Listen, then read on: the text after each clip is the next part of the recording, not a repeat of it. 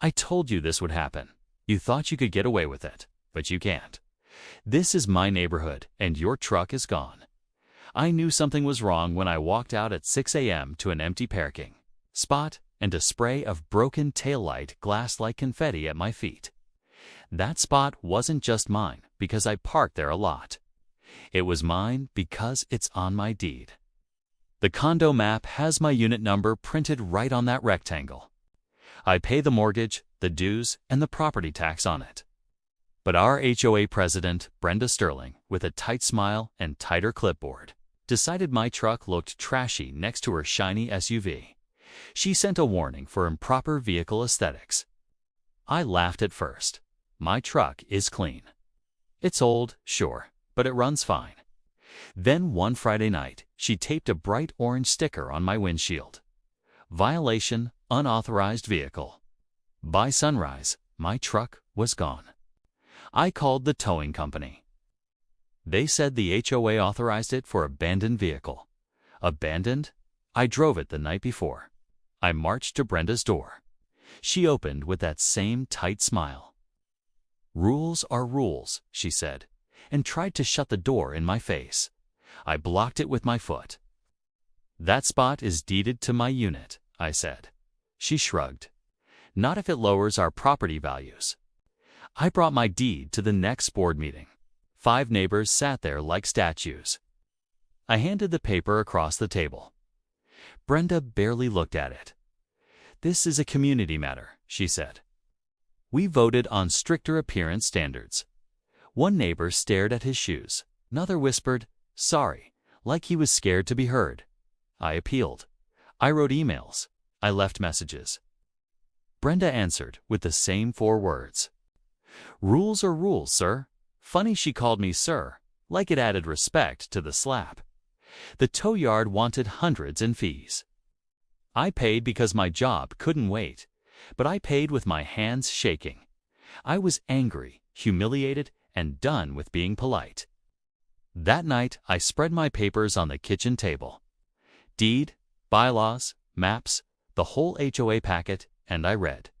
The bylaw said the board cannot regulate a deeded spot without a vote of the owners and a lien change. There was no vote. My spot was legally mine. Then I searched the tow company. Guess who owned it? Brenda's brother. The last name matched the business filing like a neon sign.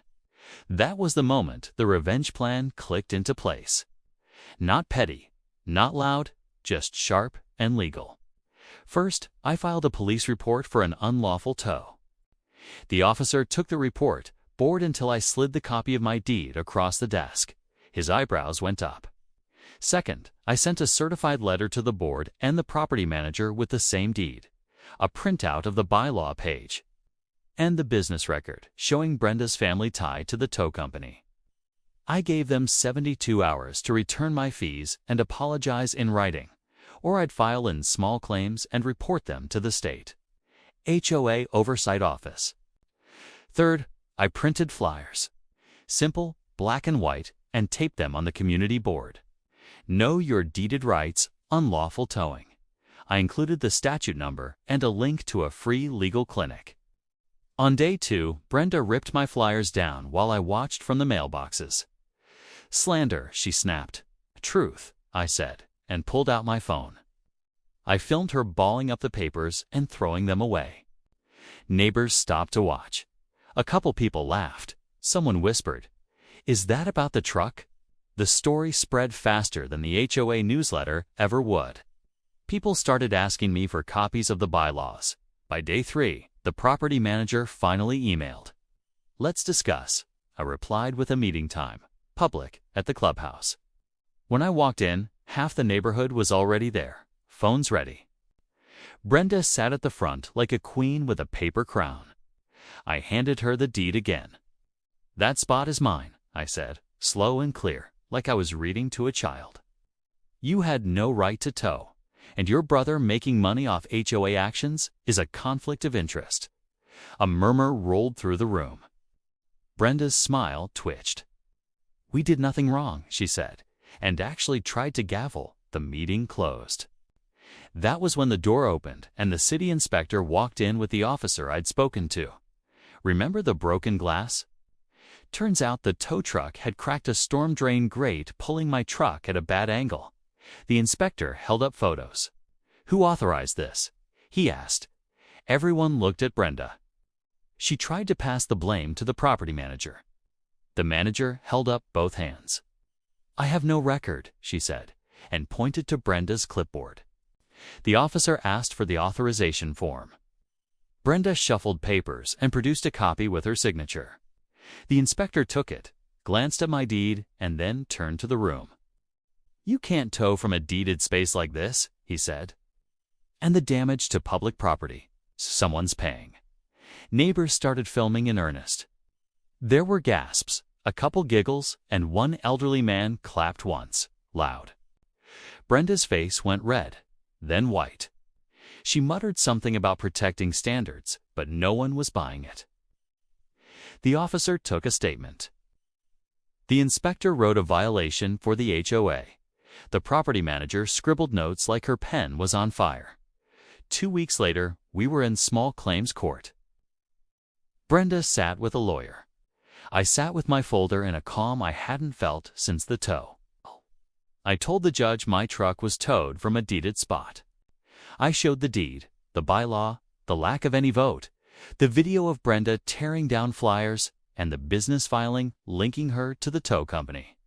The judge asked 2 questions. "Is this the deed? Was there a vote of owners?" The answers were yes and no. He rubbed his forehead and then spoke clear and slow. "I'm ordering the HOA to pay damages for the tow, court costs, and a penalty for improper enforcement. And any conflict of interest with towing must cease immediately." Brenda didn't look at me when the gavel fell, but I heard neighbors in the back whisper. Finally, and about time, the HOA cut me a check and mailed a letter calling my spot deeded exclusive use, like it was a brand new idea. The tow company lost the HOA contract. The broken storm drain got fixed. At the next meeting, Brenda resigned to focus on family. People snickered at the phrasing because we all knew what that meant. She avoids me now. When I park, I back in slow, just for the drama. The spot fits like a glove, like it was always meant for me because it was. Peace is quieter these days. No orange stickers, no tight smiles. Just neighbors saying hey and swapping recipes at the mailbox like a normal community. And sometimes, when the evening light hits the fresh paint lines on my spot, I smile and think about that moment in court. When the judge looked at my deed and then looked at Brenda like she was a kid who got caught cheating, that look. Worth every late-night read, every flyer, every careful step. Revenge didn't have to be loud. It just had to be right. Please subscribe to Karen Conflict for more HOA showdowns like this. Do you think she got what she deserves? Comment below.